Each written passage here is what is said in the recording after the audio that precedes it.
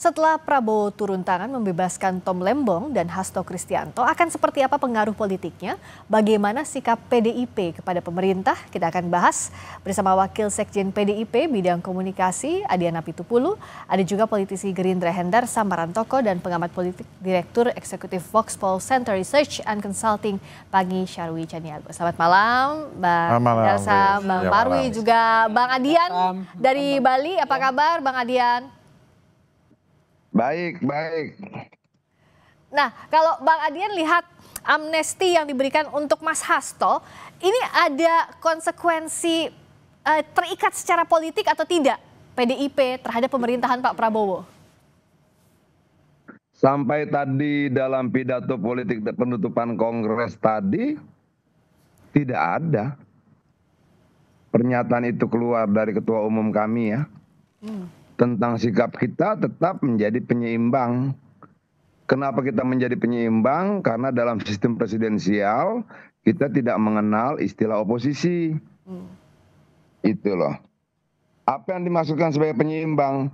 Ya kalau dia benar kita dukung, begitu dia nggak salah ya kita kritisi. Kalau kita salah ya kritisi itu loh. Sesederhana aja. Agar tetap seimbang kan? Misalnya kita kalau kemudian game gratis itu baik buat rakyat kita dukung. Oke. Tapi ketika ada sekian banyak yang keracunan ya kita kritisi gitu loh. Oke, jadi tidak penyeimbang. membabi buta. Tidak terikat secara politik ya dengan amnesti yang diberikan Pak Presiden untuk Mas Hasto ya, Bang Adian. Sampai tadi tidak ada pernyataan itu. Oke, nah tidak ada pernyataan itu. Saya ke Bang Hendar Sam, tapi sebenarnya kan hak prerogatif presiden yang diberikan amnesti maupun abolisi itu adalah hak hukum yang bersinggungan dengan politik. Artinya itu keputusan politiknya Presiden Prabowo. Apa yang jadi sebab ini diberikan? Kalau untuk persatuan bangsa negara iyalah, tapi di sisi lainnya secara politiknya apakah memang mau menyatukan kubu-kubu di luar pemerintahan yang waktu itu kan berseberangan? Pak Tom Lembong ada di kubunya Mas Anies, Bang Hasto juga ada di PDI Perjuangan. Ya, jadi saya kasih ini dulu ya, bahwa hak istimewa prerogatif presiden itu memang ada 4 ya. Satu amnesti, kedua abolisi, gerasi dan rehabilitasi. Nah, abolisi dan amnesti ini bisa dilakukan sebelum putusan inkrah. Gerasi dan rehabilitasi setelah putusan itu mempunyai kekuatan hukum yang tetap atau inkrah. Nah, jadi saya kan baca-baca juga tuh orang ngomong katanya ini mengintervensi, ini tidak, karena memang prosesnya seperti itu. Nah, yang kedua juga ya, memang kalau kita lihat tadi menyambung pertanyaannya tadi, memang bedanya antara politisi dengan negarawan tuh seperti itu. Kalau seorang politisi mikirin pilpres, ya, mikirin pileg, mikirin pemilu. Tapi kalau seorang negarawan mikirin keutuhan bangsa dan negara, itu bedanya. Jadi itu yang peran itu yang diambil alih oleh Pak Prabowo. Jadi memang kalau kita bicara masalah amnesti, kita bicara abolisi, memang ini ada undang-undang dasar memang memberikan hak prerogatif itu, memang nuansa politiknya ada memang. Memang itu memang sarana rekonsiliasi. Kalau kita lihat dari zaman Bung Karno sampai dengan Pak Prabowo, kalau bisa kita lihat, nanti kita searching, untuk abolisi dan amnesti itu memang diberikan kepada, contoh ya, di zaman Pak SBY diberikan kepada tahanan-tahanan GAM. Ya. Apakah itu merupakan sesuatu yang salah? Tidak, karena itu bentuk rekonsiliasi bangsa. Begitu juga dengan ini. Ya, semua pihak hampir mungkin 70% tunnya ya menyatakan bahwa ini adalah kasus yang politis. Jadi Pak Presiden melihat ini ada latar belakang politis? Tentunya ada latar belakang politis, dan oleh karena itu beliau meng-take over karena ada hal yang lebih besar daripada itu, yaitu keutuhan kita. Bahwa beliau tidak melihat ke belakang, ya kan, tapi beliau melihat ke depan. Beliau tidak melihat posisinya bahwa Mas Hasto atau Tom Lembong adalah dua orang yang berseberangan pada saat Pilpres kemarin. Itu sudah selesai, dan oleh karena itu kita melihat ke depan, sama-sama mencoba membangun bangsa ini. Masalah posisinya di mana?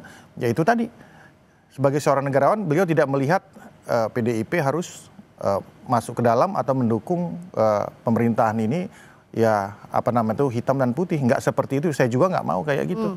Ya kan, kita butuh masukan, kita butuh kritik, kita butuh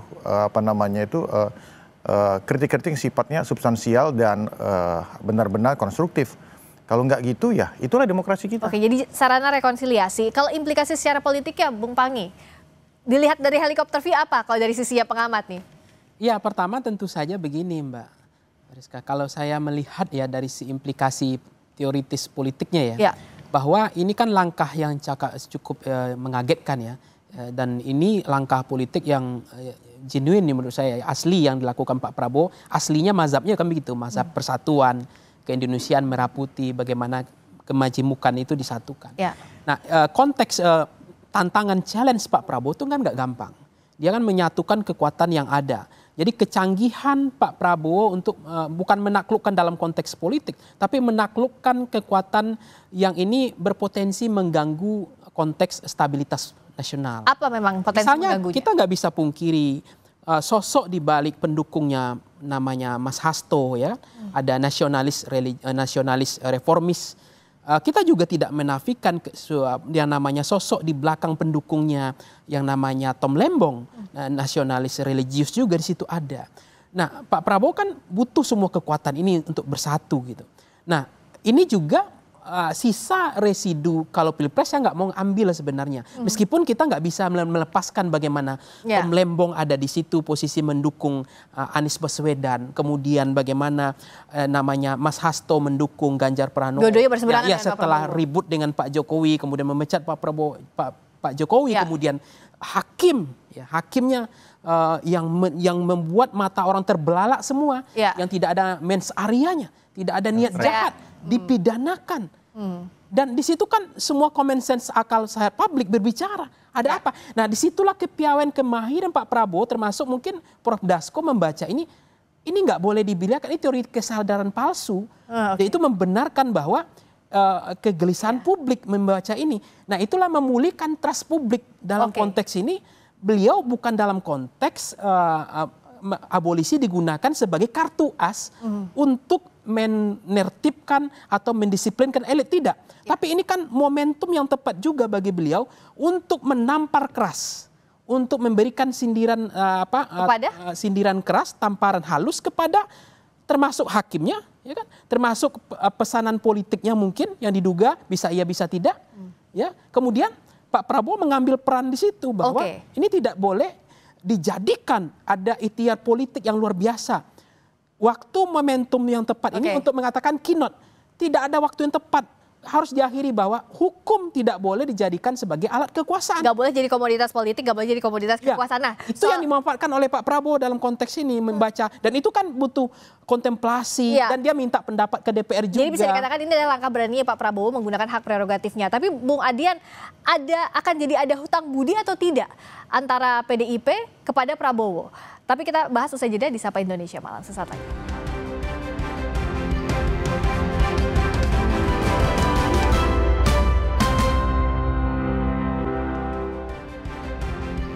Kembali di Sapa Indonesia Malam, masih bersama saya Friska Clarissa, Hendra Samrantoko, juga Pangi Syarwi Caniago dan Bung Adian Napitupul dari Bali. Bung Adian, dengan adanya amnesti untuk Mas Hasto, tapi secara secara implikasinya apakah ada hutang budi jadinya secara politik kepada Pak Prabowo?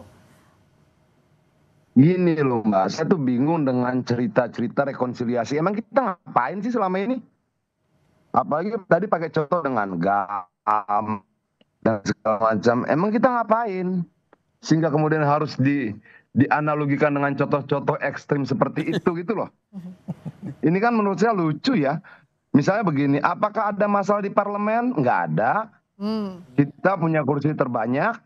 Apakah kemudian kita mengganggu seluruh rancangan APBN, efisiensi, semua yang dibutuhkan anggaran untuk MBG, untuk Operasi Merah Putih dan sebagainya? Apakah kita ganggu itu sehingga tidak kita setujui? Juga tidak. Jadi kalau ditanya apa yang direkonsiliasikan, kalau saya lebih setuju dengan apa yang disampaikan oleh sekjen kami, Pak Hasto, mengatakan bahwa ini memang murni problem hukum yang memang harus disikapi dengan cara yang dimiliki secara hak prerogatif oleh presiden. Problem hukumnya gimana? Banyak. Pertama, dia dituduh merintangi penyidikan, itu tidak terbukti. Lalu masuk kasus suap. Sementara tahun 2020, kasus suap itu sudah diputuskan terpidananya 3 orang. Terpidana 3 orang ini taruhlah dengan masing-masing 5 alat bukti yang menguatkan untuk hakim mengambil keputusan itu.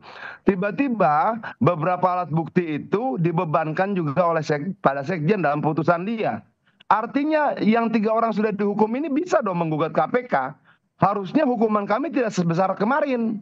Nah ini kan problem-problem hukum.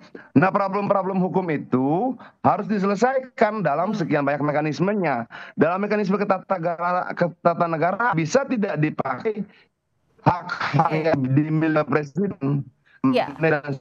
Bisa termasuk abusi buat Meleng sama saja. Ada orang berbuat jahat di negara ada. Oke, kemudian mens reanya nggak ada. Terus apa? Keuntungan dia apa kan tidak ada. Ini upaya menurut saya upaya Prabowo untuk menyelamatkan wajah hukum kita yang semakin lama sepertinya semakin berantakan nggak karuan gitu loh. Jadi untuk dan kalau tidak dilakukan langkah seperti ini, kalau tidak dilakukan langkah seperti ini bisa terulang. Nah, Pak Prabowo berusaha mencegah stop ya, gitu loh. Ingat loh, kalau kalian jadi kalau menurut Bang Adian ini problemnya problem hukum ya. Saya sebagai presiden punya hak untuk mengambil tindakan juga. Itu. Tapi jangan dianalogikan rekonsiliasi seperti GAM.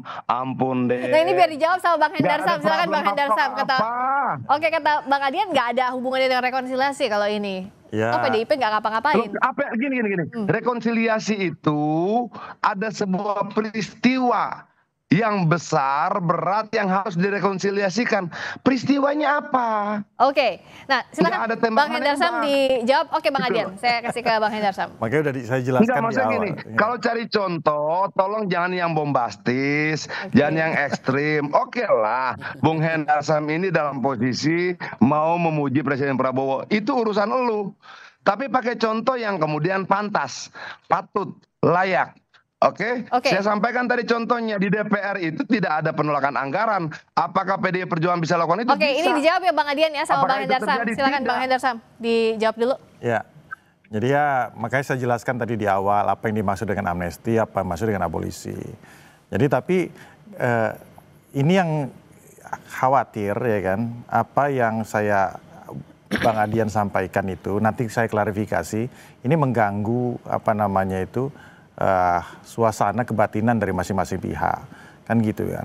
Kayak harus dikasih tahu ini bukan masalah problem hukum. Problem hukum kalau amnesti itu pengampunan.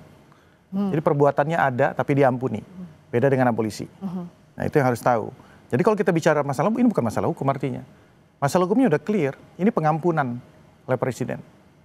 Ya, jadi beda dengan itu. Ini sama seperti 1116 yang lain. Di mana 1116 yang lain terbukti melakukan pelanggaran, terbukti melakukan suatu tindak pidana, kemudian diampuni oleh presiden. Siapa saja yang di situ? Ada 6 aktivis Papua yang tidak menggunakan senjata. Terbukti? Terbukti. Ya kan? Ada kemudian yang narapidana yang sakit-sakitan, ya kan? Yang harus berobat di luar sampai ada yang kena HIV. Terbukti? Terbukti. Ada juga yang kemudian yang narapidana yang umurnya sudah di atas 70 tahun. Terbukti? Terbukti. Nah, Mas Hasto tergolong masuk dalam situ. Jadi ini bukan problem hukumnya sudah selesai. Kalau kita mau bicara itu, tapi ya kalau mau dibuka masalah itu ya seperti itu. Mas Hasto masuk ke dalam golongan. Itu berbeda dengan Tom Lemong. Tom Lemong adalah abolisi. Ya kan? Abolisi menghentikan seluruh proses hukumnya. Nah itu perbedaannya. Jadi biar tahu juga gitu loh ya kan. Sebenarnya seperti itu gitu. Jadi bukan contoh yang ekstrim. Mas Hasto masuk kepada 1116 yang diberikan amnesti. Amnesti itu adalah pengampunan.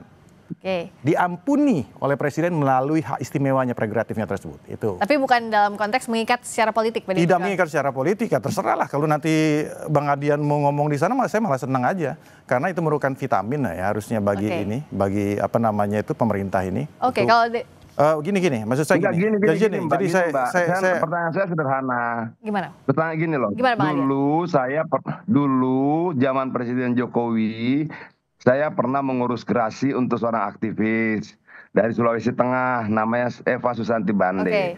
Pada saat itu juga saya meminta agar Presiden Jokowi memberikan amnesti kepada rakyat Papua, karena banyak di sana yang kemudian tidak bersalah, dihajar secara mekanisme hukum saat itu, juga dipenjara dan bla bla dengan segala macam tuduhan dan sebagainya.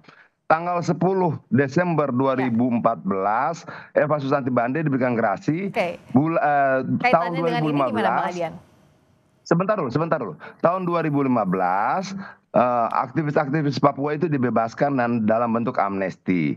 Nah, apa itu amnesti, apa itu abolisi? Kenapa kemudian Tom Lembong diberikan abolisi dan sekjen kita diberikan amnesti? Karena